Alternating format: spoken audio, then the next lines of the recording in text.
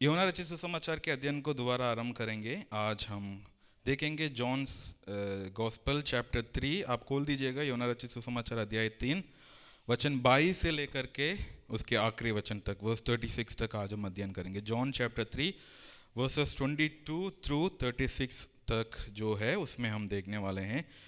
वचन में जाने से पहले मैं कुछ बातों को आप लोगों के साथ शेयर करना चाहता हूं जो आज जो अध्ययन हम करने जा रहे हैं उसकी बुनियादी बात बनेगी और आपको उसे अच्छे से समझने में मदद करेगी।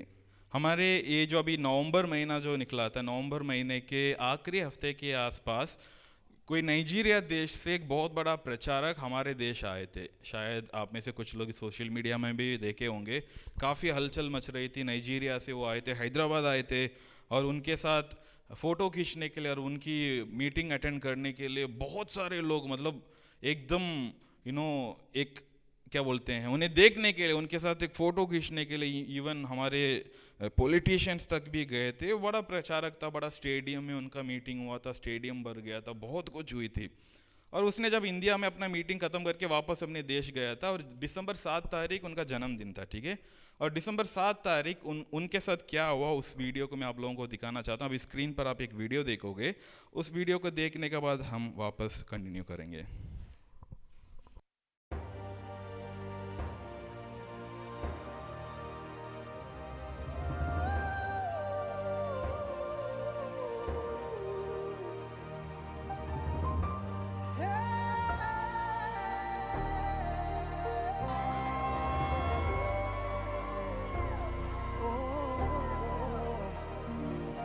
What manner of man you are? What manner of man you are? A father, teacher, mentor, and life coach. A prolific champion you are. You said no to the world and its systems. We won't live in the world. You spoke for all of us. You against them all. Bracing for war but praying for peace. Prolific champion, that is who you are. Because of you, the church is marching on. You stood your ground and the gates of hell did not prevail. You fought the fight of faith. You stood for Jesus when no one else could do.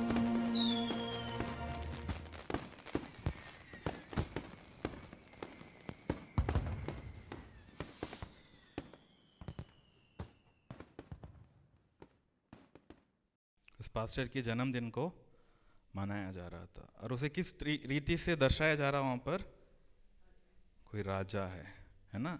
और in fact उसकी introduction में जो शब्द है उसको देखा होगा कि वो लोग स्वर्ग को डिपिक्ट कर रहे हैं, मतलब उस स्वर्ग में विराजमान राजा के समान उसे उसकी तुलना की जा रही है। ये परमेश्वर के दास लोग हैं जिनके नाम में दास शब्द जुड़ा हुआ है, लेकिन किस प्रकार के एक लाइफस्टाइल वो जी रहे हैं आप सोच कर देखें।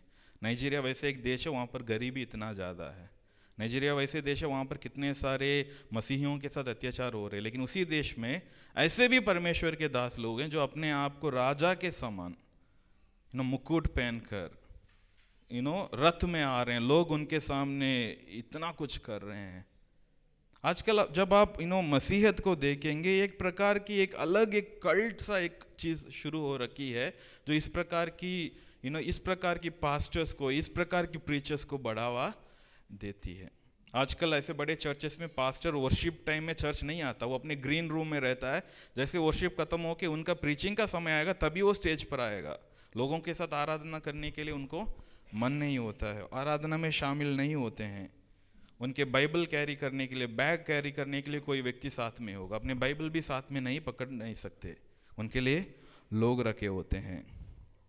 चर्च के अंदर बॉडीगार्ड लेकर के आते हैं, काले कपड़े पहने हुए कुछ मुस्टंडे लोग चारों तरफ खड़े रहते हैं कि पादरी साहब को सुरक्षा देने के लिए। मतलब क्या बात हो रही है यहाँ पर। किसकी आराधना हो रही है वहाँ पर? बड़े बड़े तस्वीरें लगाई जाती है, क्रिसमस की क्रिसमस की शोभा यात्रा बोलते हैं, लेकिन वहाँ पर शोभा यात्रा किसकी हो रही है? किसी व्यक्ति और उसके परिवार, उनके बच्चों की हो रही है। जब हम मसीहत को देखते हैं इस प्रकार की जो हम दूसरे लोगों को कहते हैं अंधभक्त लोग, वो हमारे कौम में भी है, जो इस प्रकार की लोगों को बढ़ावा देते हैं, इस प्रकार की लोगों के सामने बहुत कुछ करते हैं और उन्हें सर पे बिठा कर रखते हैं। और ये कहीं ना कहीं उनकी बुद्धि की सीमा को दिखाती है कि इसके आगे वे लोग कभी भी उनकी बातें, जो उनसे जो शिक्षा ले रहे हैं, उसे परमेश्वर के वचन के साथ तुलना करके नहीं देखेंगे। हेरोदियस राजा के साथ भी तो यही हुआ था। हेरोदियस राजा जब प्रचार कर रहा था तो लोग क्या कह रहे थे? ये तो परमेश्वर की आवाज जैसे सुनाई दे रही है ना। उनको इतना भी बुद्धि नहीं था कि परमेश्वर की आवाज कैसी होती है, वचन में देखो। आजकल ऐसे ही हो रहा। तो ऐसे लोग क्या बनते हैं, इतनी बड़ी बनने के बाद, इतना महान बनने के बाद, और जो मर्जी उनके मन में आए वो करते हैं, क्योंकि उन्हें डिफेंड करने के लिए लोग तैयार हैं। आजकल बड़े बड़े बाबा लोग जो जेल में हैं, उनके भक्त लोग भी बाहर वही कर रहे हैं।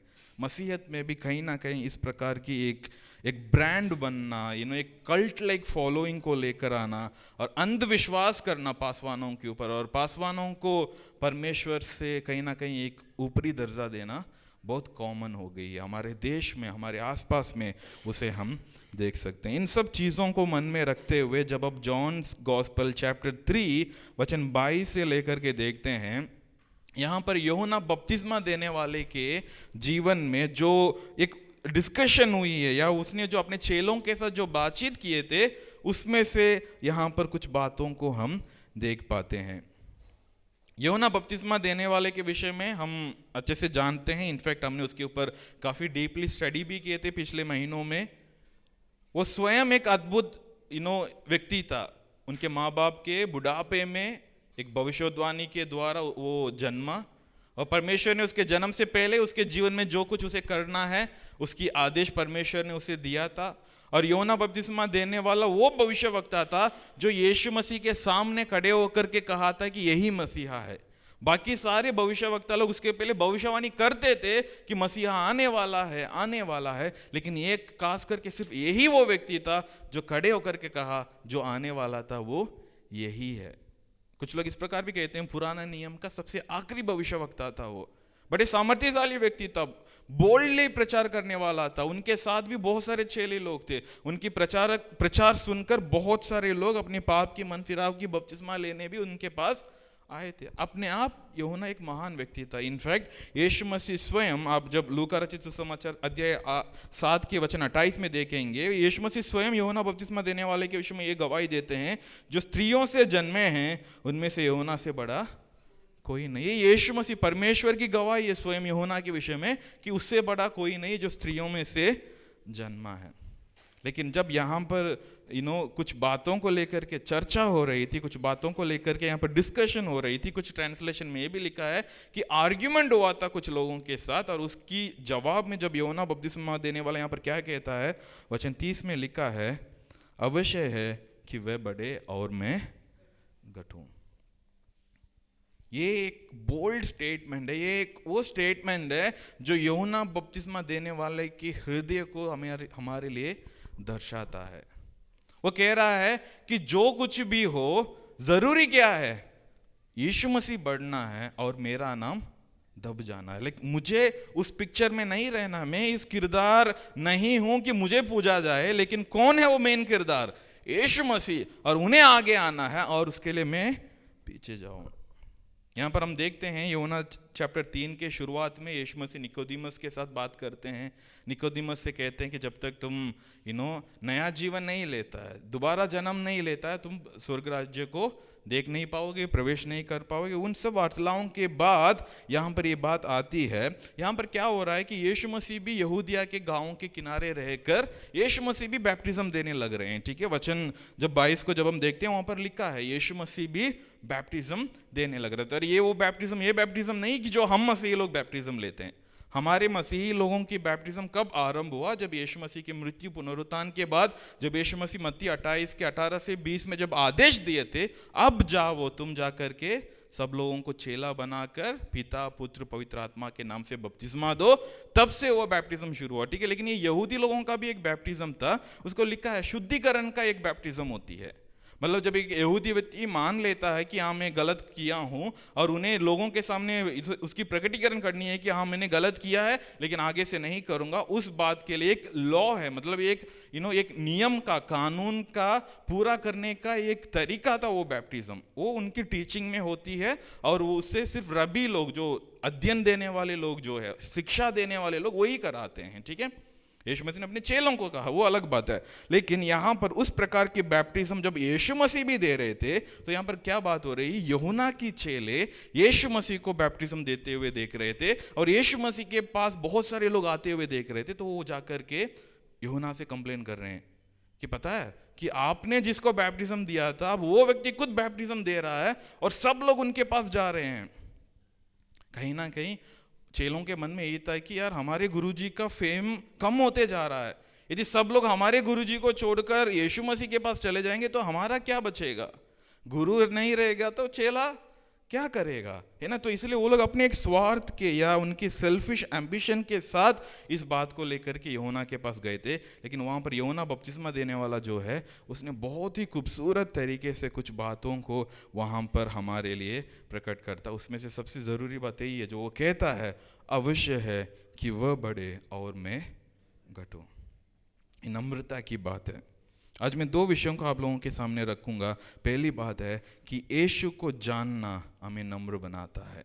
Knowing Jesus makes us humble. जब हम यीशु को जानने लगते हैं, जब हम यीशु मसीह को समझने लगते हैं, यीशु मसीह कौन है और उनके साथ हमारे रिश्ता क्या है, जब हम इन बातों को समझने लगते हैं, अपने आप नम्रता हमारे जीवन में आती है। वचन 27 से लेकर के 30 तक आप देखिएगा, मैं आप लोगों के लिए पढ़ता हूँ। यूहन्ना ने उत्तर दिया, यानी यूहन्ना के चेलों के जवाब के लिए यूहन्ना उत्तर देते हैं, जब तक मनुष्य को स्वर्ग से ना दिया जाए तब तक वह कुछ नहीं पा सकता। तुम तो आप ही मेरे गवाह हो कि मैंने कहा मैं मसीह नहीं परंतु उसके आगे भेजा गया हूँ। जिसकी दुल्हन है वही दुल्हा है, परंतु दुल्हे का मित्र जो खड़ा हुआ उसकी सुनता है, दुल्हे के शब्द से बहुत हर्षित होता है। अब मेरा यह हर्ष पूरा हुआ है। अवश्य है कि वह बढ़े और मैं घटूं। चेले लोग आकर के एक प्रकार की निराशा की बात बता रहे हैं कि क्या आपको नहीं समझ में आ रहा है कि आपने जिसको बैप्टिज्म दिया, आपने जिसे साक्षी दी, और वो दूसरों को बैप्टिज्म दे रहे हैं। और उसमें यूहन्ना क्या कहता है, देखो कि जब तक उसे स्वर्ग से नहीं मिला तब तक वो कुछ अपने आप से नहीं कर सके। यहाँ पर सेवकाई की बात हो रही है। यूहन्ना कह रहा है कि मैंने जो भी किया वो मुझे कहाँ से मिला है, स्वर्ग से मिला है। आजकल मिनिस्ट्री जो है एक प्रकार की एक बिजनेस बन चुकी है, जिसमें लोगों को मेंबर्स की तरह जोड़ा जाता है और उन्हें ट्रेन किया जाता है इस बात को जाने बिना कि क्या उनके लिए स्वर्ग से बुलाहट है या नहीं। आप बहुत कुछ ट्रेन करके, मैं वही कहता हूँ, मुझसे अच्छा बोलने वाले लोग हैं, जो कॉर्पोरेट में अच्छा बातचीत करने वाले लोग हैं, उनको थोड़ा सा वचन के ज्ञान दो, अच्छे से आके प्रचार कर सकते हैं। मुझसे अच्छा कैप्टिवेटिंग प्रीचिंग्स वो लोग कर सकते हैं, लेकिन क्या वो उनको स्वर्ग से मिला है, वो बात समझना जरूरी है। यहाँ पर यूहन्ना बपतिस्मा देने वाला कह रहा है, जब तक मनुष्य को स्वर्ग से ना दिया जाता तब तक वो कुछ नहीं पा सकता। हर एक परमेश्वर के दास को ये बात समझना जरूरी है कि वो जो सेवकाई करता है, चाहे वो 40-50 लोग या 4000-5000 लोग हो, जितने भी लोगों की अगुवाई वो कर रहा है, वो उसे कहाँ से मिला है, स्वर्ग से मिला है। अपनी मेहनत से या उनके टैक्टिक्स या स्किल से वो नहीं हुआ, वो हुआ है परमेश्वर ने उसे वो दिया। लेकिन उसके पहले आप एक बार थोड़ा सा देखिएगा कि ये यूहन्ना बपतिस्मा देने वाले के चेलों का मन क्या है, वो देखो। वचन 26 को जब हम देखते हैं, उसमें लिखा है, हे रब्बी, जो व्यक्ति यर्दन के पास तेरे साथ था, ठीक है, यूहन्ना बपतिस्मा देने वाले को वो लोग क्या कह रहे हैं, हे रब्बी, यानी हे गुरुजी, और यीशु मसीह को क्या कह रहे हैं, जो व्यक्ति तुम्हारे साथ यॉर्दन के उस पार था। इतना ही ज्ञान था उनके पास यूहन्ना के साथ रहने के बाद, और वो खुद कह रहे हैं, और जिसकी तूने गवाही दी है, यानी ये लोग खड़े होकर के यूहन्ना के मुंह से जो शब्द निकला तो उसे उन्होंने खुद सुना। यूहन्ना ने क्या बोला, मैं कुछ नहीं हूं, मेरे बाद जो आने वाला वो मुझसे महान है, उसके जूते को भी खोलने के लिए मैं योग्य नहीं हूं। मैं तो सिर्फ पानी से तुम्हें बपतिस्मा देता हूं, लेकिन वो तुझे आग और जल से देगा। ये सब बातों के लोग सुनने के बाद भी यीशु मसीह को क्या कह रहे हैं? वो व्यक्ति वही कह रहे हैं, जब तक एक व्यक्ति को स्वर्ग से बात नहीं पहुंचाई गई तब तक वो कुछ भी नहीं पाएगा। आप हर रविवार आकर के परमेश्वर के वचन सुन लो, हर रविवार यहाँ पर जो प्रचार होती है उसका नोट्स लिख लो, या हर रविवार जो प्रचार होकर के उसे हम जो ऑनलाइन में अपलोड करते हैं उसे बार बार भी सुन लो, लेकिन जब तक आपको स्वर्ग से प्रकाशन नहीं मिलती है आप उस बात की सच्चाई को नहीं जान पाएंगे। यूहन्ना यहाँ यही कह रहा है, तब तक वो कुछ नहीं पा सकता। हमारे लिए इस नम्रता में सबसे ज़रूरी बात समझना यही है कि यीशु मसीह को जानने के लिए हमारी ज्ञान या हमारी जो प्रयास है वो कोई मैटर नहीं करता जब तक परमेश्वर उसे हमारे लिए प्रकट ना किया हो। वचन 27 को जब हम दोबारा देखते हैं, उस आगे वचन 27 के बाद जब हम 28 में आते हैं, लिखा है, तुम तो आप ही मेरी गवाह हो कि मैंने कहा। यूहन्ना अपने चेलों को दोबारा याद दिला रहा है कि तुमने भी तो मेरी बात को सुना कि मैंने वहां पर क्या कहा। यूहन्ना ने क्या कहा? कि मैं मसीह नहीं हूं, मैं मसीह नहीं हूं। यूहन्ना बपतिस्मा देने वाला, ध्यान देना, उसके पास सारी अपॉर्चुनिटी उनके पास थी कि वे अपने ऊपर उस लाइमलाइट को ले सके। लोग आकर के पूछ रहे थे, क्या आने वाला मसीहा तू है? उनको सिर्फ हाँ बोलने से काफी था, क्योंकि ऑलरेडी चेले थे, लोग आ रहे थे, इवन फरीसी लोग आ रहे थे, सदूसी लोग आ रहे थे, सैनी लोग आकर के उनके सामने उनकी शिक्षाओं को ले रहे थे, उनसे बपतिस्मा ले रहे थे। लेकिन यूहन्ना ने कैटेगोरिकली मना किया कि मैं मसीह नहीं हूं। उसमें कोई संदेह रख नहीं छोड़ा। ये नहीं बोला कि तुम गेस करके बताओ, मेरे बारे में क्या लिखा है उसके बारे में बताओ, नहीं, उसने सीधा सीधा बताया कि मैं मसीह नहीं हूं।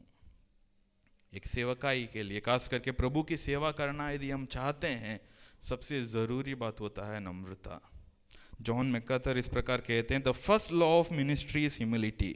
सेवा का पहला नियम नम्रता है। जब तक आपके जीवन में नम्रता नहीं है, जब तक आप हम्बल नहीं हो, आप प्रभु की सेवा नहीं कर सकते। प्रभु की सेवा मतलब ये नहीं कि यहाँ पर खड़े होकर के जो मैं प्रचार करूं यही प्रभु की सेवा, नहीं। हर एक बात, चाहे कलीसिया की छोटी सी छोटी बात, या आप किसी को जाकर के सुसमाचार भी सुना रहे हैं, वो भी परमेश्वर की सेवा है। लेकिन उसमें भी यदि आपके अंदर नम्रता नहीं है तो आप असफल हो जाएंगे। यूहन्ना इस बात को हमें यहाँ पर बता रहा है। यूहन्ना यीशु मसीह को सही रीति से जानता था। यूहन्ना के चेले नहीं जान रहे अभी तक, अभी भी उनके लिए वो एक व्यक्ति है, लेकिन वो कह रहा है कि वो मसीहा है।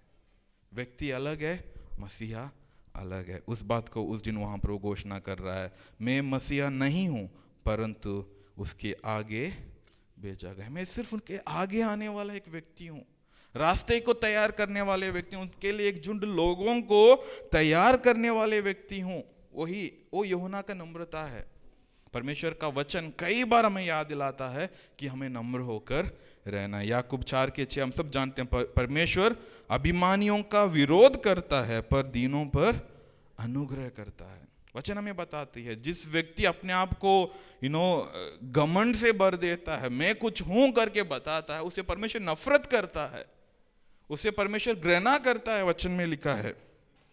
हमारे अंदर इस प्रकार की एक नम्रता होना जरूरी है। हमारे विश्वास के जीवन में यदि हमें आगे बढ़ना है तो हमें इस प्रकार की नम्रता होना जरूरी है। खास करके परमेश्वर के दासों के लिए, इसमें मैं अपने आप को जोड़ करके बता रहा हूँ, क्योंकि ये मेरे लिए बहुत बड़ा शिक्षा है कि मुझे नम्र होना है, मुझे नम्र होना। परमेश्वर ने जो काम मुझे दिया है उसे नम्रता से मुझे पूरा करनी है।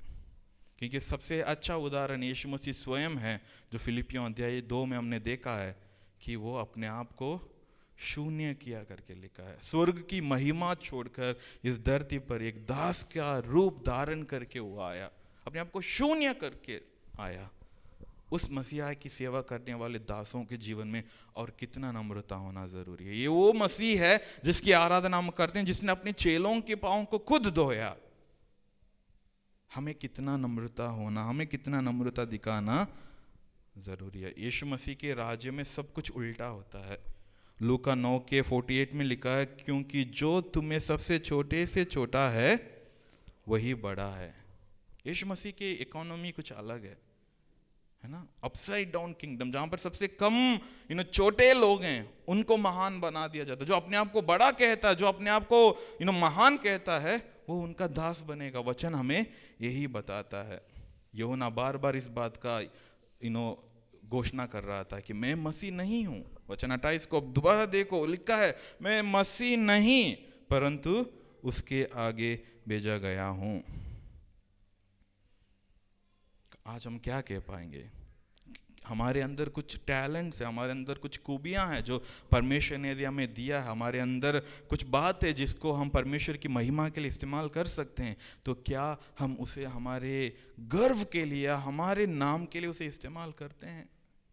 ध्यान देना हमारे लिए ज़रूरी है कलीसिया। जहाँ पर हम जितना हमारे नाम को नीचा कर सकें, जितना हम अपने आप को नम्र कर सकें, और जहाँ हो सके हम परमेश्वर के नाम को ऊंचे पर उठाएंगे, वही एक सही तरीका है जिससे हम कह सकेंगे कि हाँ, मैं सच में परमेश्वर को जानता हूँ। क्योंकि यीशु मसीह को जानना हमारे रिस्पॉन्सिबिलिटी को भी प्रकट करती है। वही वचन 29 में 29 में जब आप देखोगे, यूहन्ना वही कहता है। वचन 29 को आप दोबारा ध्यान से देखिएगा, उसमें लिखा है जिसकी दुल्हन है वही दूल्हा है, परंतु दूल्हे का मित्र जो खड़ा हुआ उसकी सुनता है, दूल्हे के शब्द से बहुत हर्षित होता है। अब मेरा ये हर्ष पूरा हुआ है। यूहन्ना बपतिस्मा देने वाला अपनी रिस्पॉन्सिबिलिटी को अच्छे से जानता है। यहाँ पर अगेन यूहन्ना बपतिस्मा देने वाला जो दृश्य यहाँ पर हमारे लिए दे रहा, बहुत ही खूबसूरत। आप ध्यान से देखना, यहाँ पर यूहन्ना बपतिस्मा देने वाला यीशु मसीह को एक दूल्हे का दर्जा दे रहा है। He is the bride groom, ठीक है। और वो दूल्हा जो दुल्हन को लेने के लिए आ रहा है, और वहां पर दूल्हे का दोस्त, उसका खास मित्र वहां पर उसकी इंतजार कर रहा है। कल मैंने किसी से मिला और उनके मतलब उनके साथ बातचीत हो रही थी। वो अभी कुछ ही दिनों में शादी होने वाली है उनका, तो मैं उनका एक ब्राइड्समेड से भी मिला था। हम सब जानते हैं राइट, लड़कियों के साथ ब्राइड्समेड खड़े रहते हैं और लड़कों के साथ बेस्ट मैन खड़े रहते हैं। तो ब्राइड्समेड एक थी, तो मैंने उनसे पूछा क्या आपको पता है शादी के दिन आपको क्या करना होता है? तो बहुत कुछ बता रही थी, हाँ भैया ऐसा करना होगा ऐसा करना होगा। तो मैंने वही कहा कि बहन, उस महिला के ज़िंदगी का सबसे ज़रूरी दिन है, सबसे इम्पोर्टेंट दिन है, और उस दिन तुम्हें क्या करना है? उसे सुरक्षा देनी है। उसकी मेकअप, ड्रेसिंग, सब कुछ स्टेज में अच्छा दिखे, उसका अश्योरिटी आपको लेना है। और किसी भी प्रकार की गलत बात या किसी भी प्रकार की लड़ाई झगड़े से उसे बचा के रखना आपका काम है। वही करते हैं ना ब्राइड्समेड, दुल्हन का मदद करते हैं उस दिन, हर रीति से उसके साथ खड़े होकर के उसकी सहायता करते हैं। जब हम यहूदी रिवाज को देखते हैं, जैसे मैं कई बार बता चुका हूँ, यहूदी रिवाज में शादी बड़ी एक खूबसूरत चीज़ है, जिसमें दूल्हा दुल्हन को लेने के लिए कभी भी जा सकता है। तो शादी का जो तैयारी जो है काफ़ी महीनों से होती है, और विवाह का दिन तो एक है, लेकिन उसके बाद जो पार्टी जो होती है, शादी का जो दावत जो है, वो लगभग 1 हफ्ते तक चलता है। तो इन दिनों में जब दूल्हा दुल्हन को लेने के लिए आएगा, तो दूल्हे का जो दोस्त जो है, उनका जो खास मित्र जो है, वो हर रीति से दूल्हे के साथ रह करके उसे मदद करते हैं। इतिहास बताता है कि दूल्हे का दोस्त ही है जो हर एक कामों का अपने सर पर लेकर के करता है, कि किन किन मेहमानों को बुलानी है, कहाँ पर बंदोबस्त करना है, रसोई में कौन रहेगा, डेकोरेशन कौन करेगा, दाकरस कौन लाएगा, सब काम करने वाला कौन है? The best man of the groom, जो दूल्हे का दोस्त है। और कुछ इतिहास ये भी बताता है, जब दुल्हन तैयार हो जाती है, ठीक है, रेडी हो जाती है, शादी के लिए रेडी होकर के अपने घर में रहती है, तो दूल्हे का ये दोस्त जो है उस घर के सामने सुरक्षा भी देता है, किसी और अन्य व्यक्ति को उस घर के अंदर जाने नहीं देता, वहीं पर खड़े रहता है, दिन रात वहीं पर इंतजार करेगा, ताकि जब उसका दोस्त जो दूल्हा बनकर आएगा उसकी आवाज सुनकर और उसके बाद उसे अंदर जाने देगा। इसलिए यहाँ पर लिखा है कि वो दूल्हे का दोस्त जब दूल्हे का आवाज को सुनता तो हर्षित हो जाता, वो आनंदित हो जाता है कि मेरा इंतजार अभी खत्म हो गया। इसलिए यूहन्ना कहता है अब मेरा आनंद पूरा हुआ, अब मेरा हर्ष पूरा हुआ। क्यों? क्योंकि मैंने उस दूल्हे का आवाज सुन लिया है जिसकी इंतजार में मैं था। अब यहां पर दुल्हन कौन है? हम कलीसिया, पुराने नियम में भी हम देखेंगे, नया नियम में भी जब हम देखेंगे, वचन हमें बार बार यही याद दिलाती है कि ये जो परमेश्वर की कलीसिया, जो मसीह का देह है, यही उनका दुल्हन है।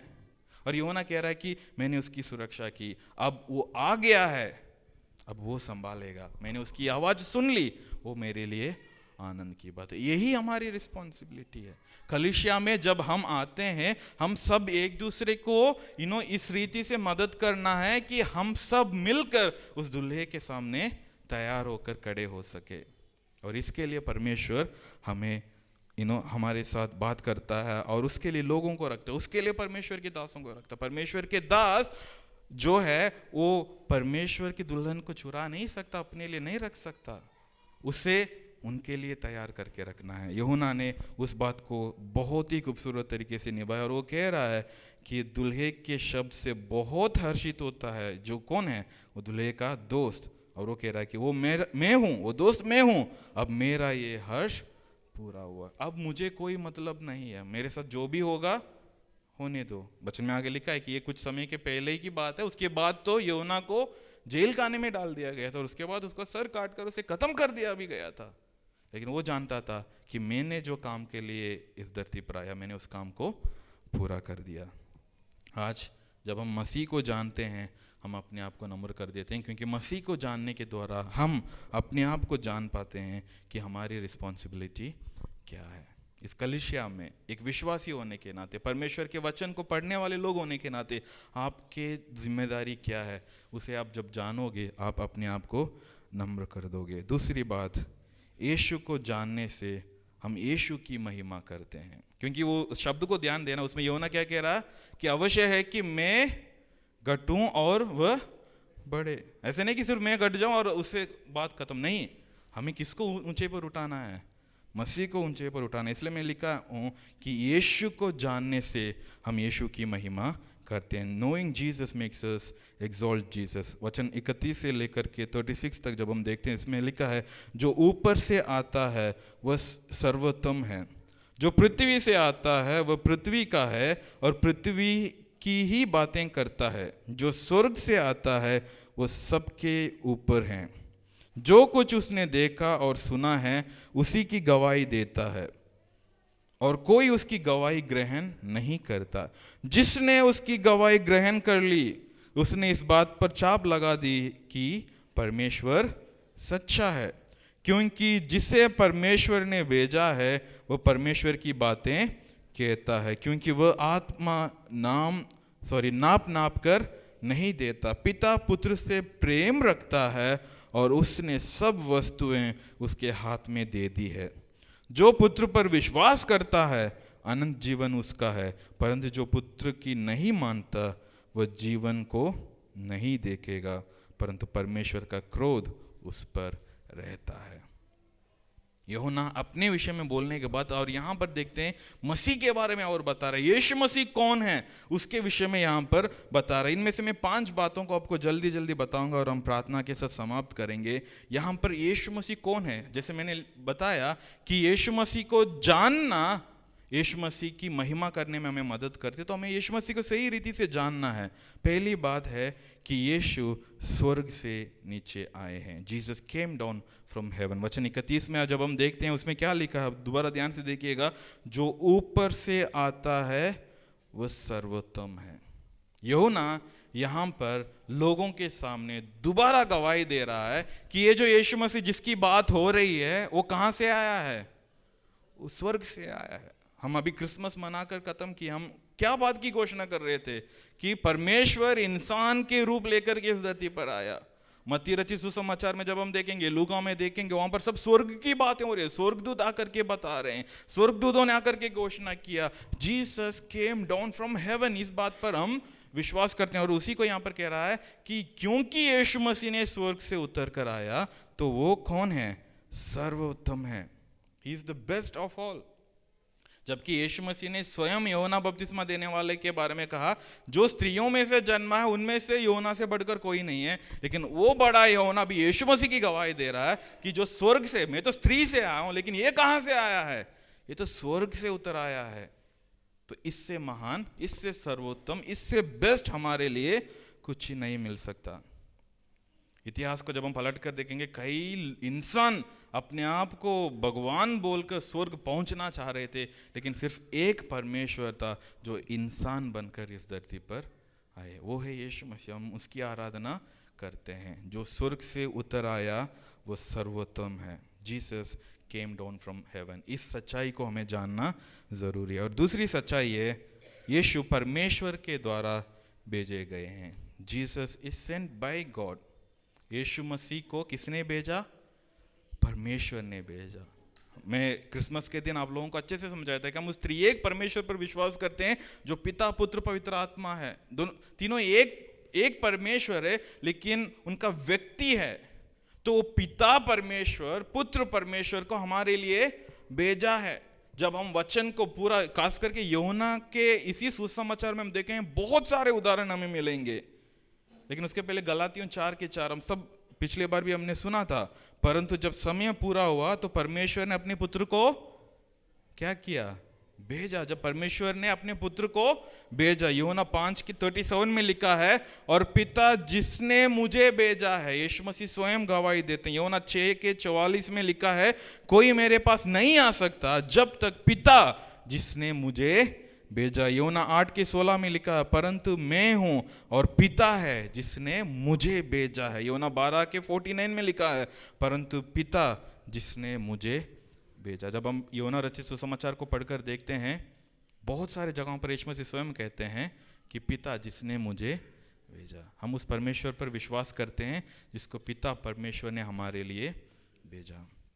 भेजने का कारण क्या है? यूहन्ना 3:16 हम जानते हैं, क्योंकि परमेश्वर ने जगत से ऐसा महान प्रेम किया कि हमें बचाने के लिए, हमें नाश होने से बचाने के लिए उसने अपने एकलौता पुत्र को दे दिया, यानी भेज दिया।